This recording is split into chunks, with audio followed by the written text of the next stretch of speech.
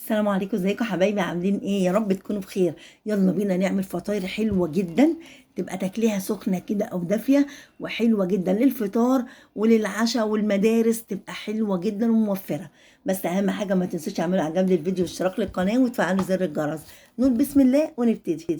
معانا كوبايتين ونص دقيق يكون منخول، ومعانا بضايه تكون كبيره، ولو صغيره يبقوا اتنين، ومعانا كوبايه ميه دافيه وكوبايه حليب ومعلقتين زيت ومعلقه خميره ورشه فلفل اسود ورشه ملح. اول حاجه كده هنجيب بوله ونحط فيها البيضه، ونحط معاها الملح والفلفل الاسود، ونقلبهم كده مع بعض بالمضرب السلك. نقلبهم كده خالص مع بعض.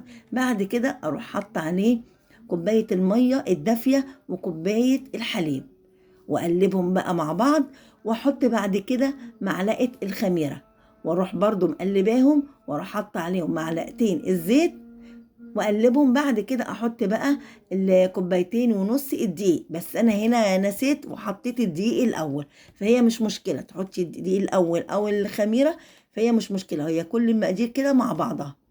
ونقلب بقى ونخلطهم مع بعض كويس جدا لغاية ما الدقيق يدوب معانا خالص. نقلب كده على طول زي ما انتوا شايفين الدقيق خلاص اختفى، وكل المقادير اختلطت ببعض، وشايفين سمك العجينة عاملة زي الكريب، او ممكن يعني اتقل حاجة بسيطة، يعني هي زي الكريب كده بالظبط.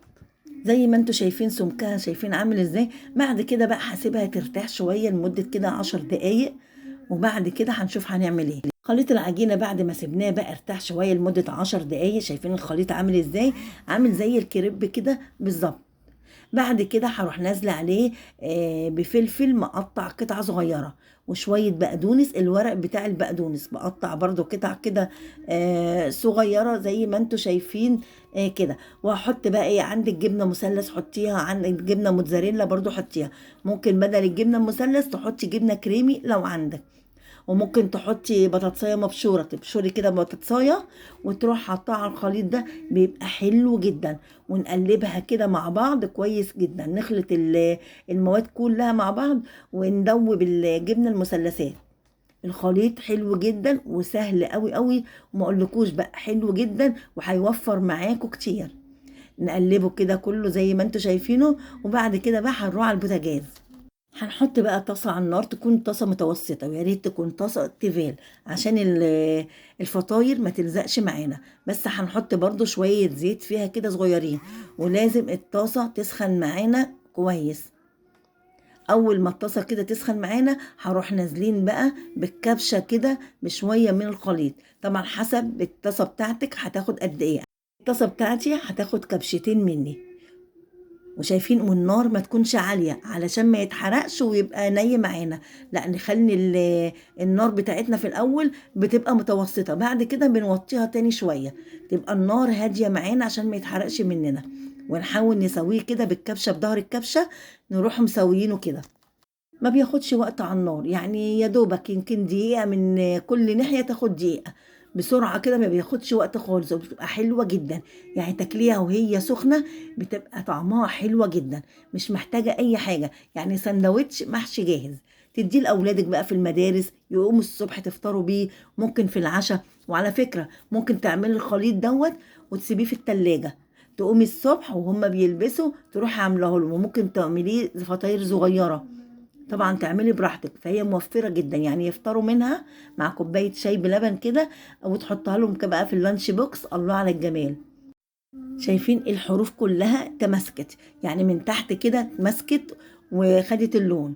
هبتدي كده اقلبها، اروح قلبها كده بالراحة زي ما انتوا شايفينها، ما شاء الله اللون بتاعها حلو جدا. اخليها برضو دقيقة كده على الوش ده لغاية ما تاخد الوش من تحت، وبعد كده اشيلها. الفطيرة كده استوت وبقت حلوة جدا، هشيلها بقى على طبق. الله على الجمال، شايفين شكلها وطرية وريحتها وطعمها حلوة جدا. وفي نفس الطاسة احط شوية زيت برضو، واول ما يسخنوا، طبعا هي الطاسة سخنة، هروح نازلة برضو بكبشتين، واسيبهم لغاية ما يتماسكوا خالص. ما نستعجلش ونقلبهم علشان ما تتقطعش مننا، لان هي طرية مش ناشفة، ده عاملة زي الكريب والحشو فيها، فما نستعجلش. نستنى اول ما الحروف تبقى متماسكه، نستنى برضو ثانيتين ونروحوا قلبنا، او نشوفها كده بالراحه خالص من الحرف. اول ما نلاقيها خدت اللون من تحت ومتماسكه، نروحوا قلبنا على الناحيه التانية ونسيبها برضو دقيقه، وهنلاقي لونها حلوه واستوت، بقت في منتهى الجمال زي ما انتوا شايفين كده. خلصت بقى الكميه بتاعتي كلها، الكوبايتين ونص دقيق عملوا لي 7 فطاير كبار. ممكن تعمليهم انت فطاير صغيره اصغر شويه هتديكي كميه كبيره، لكن انا عاملاهم كبار. شايفين طريه وحلوه جدا، وزي ما قلت لك موفره معاكي، وهتريحك من تعب السندوتشات والفطار والعشاء. زي ما قلت لك هتفطري وتتعشي وتحط لهم في اللانش بوكس كمان. وحلوه جدا، اي حاجه ممكن تحطيها فيها وتسويها. يعني ممكن لو عندك حتتين لانشون ممكن تحطيهم، عندك سلامي، عندك اي حاجه ممكن تحطيها مع العجينه، بتبقى طعمها حلو جدا. لكن انا عاملاها بطريقه ومكونات موفره جدا. اعمليها لاولادك وهتعجبهم ان شاء الله، وهتوفر معاكي وقت ومجهود. بس اهم حاجه ما تنسوش تعملوا اعجاب للفيديو واشتراك للقناه وتفعلوا زر الجرس. والسلام عليكم ورحمه الله وبركاته.